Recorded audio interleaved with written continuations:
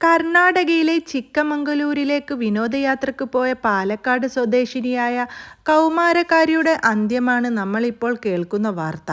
കേരളത്തെ ആകെ നൊമ്പരപ്പെടുത്തുന്ന വാർത്തയായി ഇത് മാറുകയാണ്. പെൺകുട്ടിയെ ആരോ അപായപ്പെടുത്തി അവിടെ കൊണ്ടിട്ടതാണെന്ന് മാതാപിതാക്കളും ബന്ധുക്കളും ആവർത്തിച്ചു പറയുന്നു. അതിനൊരു കാരണവുമുണ്ട്. പെൺകുട്ടിയുടെ മൃതദേഹം ലഭിച്ച സ്ഥലത്തൊക്കെ ഇതിനു മുമ്പ് പലവട്ടം കുടുംബം തിരച്ചിൽ നടത്തിയതാണ്.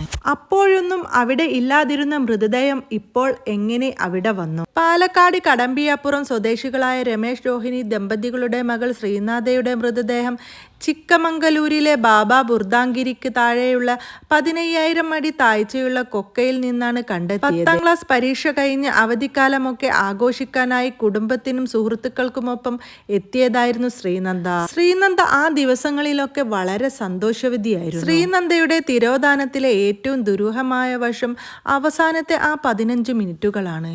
എന്താണ് ശ്രീനന്ദക്ക് സംഭവിച്ചത്? ആരെങ്കിലും തട്ടിക്കൊണ്ടുപോയി അപായപ്പെടുത്തി അവിടെ കൊണ്ടിട്ടതാണോ? ശ്രീനന്ദ മരിച്ചു കിടക്കുന്ന ആ സ്ഥലത്ത് ബന്ധുക്കളും സുഹൃത്തുക്കളുമൊക്കെ ഒരുപാട് തിരച്ചിൽ നടത്തിയതാണ്.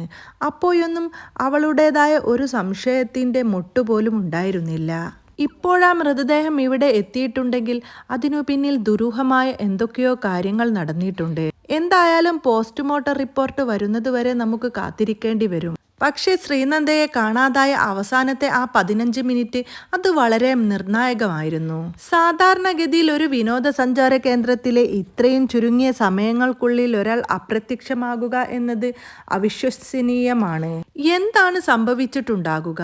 ചൊവ്വാഴ്ച വൈകിട്ട് 5:20 എടുത്ത ഒരു ഗ്രൂപ്പ് ഫോട്ടോയിൽ ശ്രീനന്ദ കുടുംബങ്ങൾക്കൊപ്പം ചിരിച്ചു നിൽക്കുന്നത് വളരെ വ്യക്തമായി കാണാം. എന്നാൽ കൃത്യം 5:35 എടുത്ത ചിത്രങ്ങളിൽ കുട്ടി സംഘത്തോടൊപ്പമില്ല.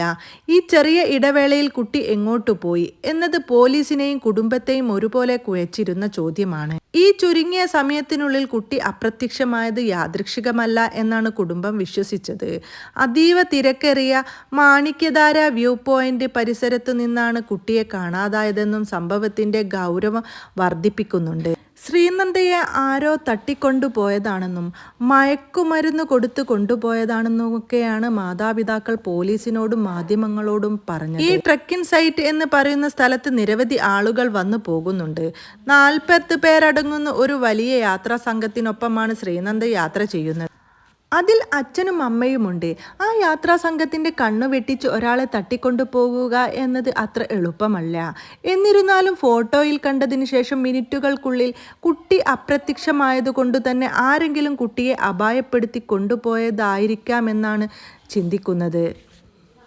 അല്ലെങ്കിൽ പിന്തുടർന്നു വന്ന് തട്ടിക്കൊണ്ടുപോയതായിരിക്കാമെന്നും കുടുംബം സംശയിക്കുന്നു. തൻ്റെ കുട്ടിയെ ഡ്രഗ് കൊടുത്ത് മയക്കി ആരെങ്കിലും തട്ടിക്കൊണ്ടുപോയതായിരിക്കാം. അവൾ ഒരിക്കലും അവിടെ തനിയെ വരില്ല എന്നാണ് ശ്രീനന്ദയുടെ അമ്മ രേണുകയുടെ വാക്കുകൾ പറയുന്നത്. ഹംപയിൽ നിന്ന് കുടുംബയാത്ര തുടങ്ങിയപ്പോൾ മുതൽ ആരെങ്കിലും ഇവരെ പിന്തുടർന്നോ എന്ന് പോലീസ് പരിശോധിക്കുന്നുണ്ട്. ലഹരി മാഫിയക്ക് ഇതിൽ പങ്കുണ്ടോ എന്ന സംശയം കുടുംബം പരാതിയിൽ ഉന്നയിച്ചിട്ടുണ്ട്. നിലവിൽ 15,000 അടി താഴ്ചയുള്ള കൊക്കയിൽ നിന്നും മൃതദേഹം കണ്ടെത്തിയതോടെ ആ 15 മിനിറ്റുകൾക്കുള്ളിൽ കുട്ടി അബദ്ധത്തിൽ കാൽവഴുതി വീണതാകാമെന്ന നിഗമനത്തിലേക്കാണ് പോലീസ് പ്രാഥമികമായി വിരൽ ചൂണ്ടുന്നത്. വ്യൂ പോയിന്റിലെ സമീപത്തെ ചെങ്കുത്തായ മലനിരകളിൽ സെൽഫി എടുക്കാനോ മറ്റോ ശ്രമിക്കുമ്പോൾ അപകടം സംഭവിച്ചതായിരിക്കാമെന്നാണ് കരുതപ്പെടുന്നത്. പക്ഷേ അതീവ സുരക്ഷാ പ്രാധാന്യമുള്ള ഒരു സ്ഥലത്ത് ഇത്രയും വേഗത്തിൽ ഇത്തരം അപകടം സംഭവിച്ചത് എങ്ങനെയാണെന്നുള്ളതിൽ ഇപ്പോഴും വ്യക്തത വരേണ്ടതുണ്ട്. മാത്രമല്ല, എന്തുകൊണ്ട് ആ കുട്ടിയെ കണ്ടെത്താൻ സാധിച്ചില്ല ഇത്രയും ദിവസമായിട്ടും? 4 ദിവസമായി വനം വകുപ്പും പോലീസും നാട്ടുകാരും ആദിവാസി ഗോത്ര വിഭാഗത്തിൽ നിന്നുള്ള ആളുകളുമൊക്കെ സംയുക്തമായി ചേർന്ന് അവിടെ തിരച്ചിൽ നടത്തുന്നുണ്ട്. എന്നാൽ മൃതദേഹത്തിന് അത്ര ദിവസത്തെ പഴക്കമുള്ളതായിട്ടും തോന്നുന്നില്ല. ഇതൊക്കെ വല്ലാത്തൊരു സംശയത്തിലേക്കാണ് ചെന്നെത്തിക്കുന്നത്.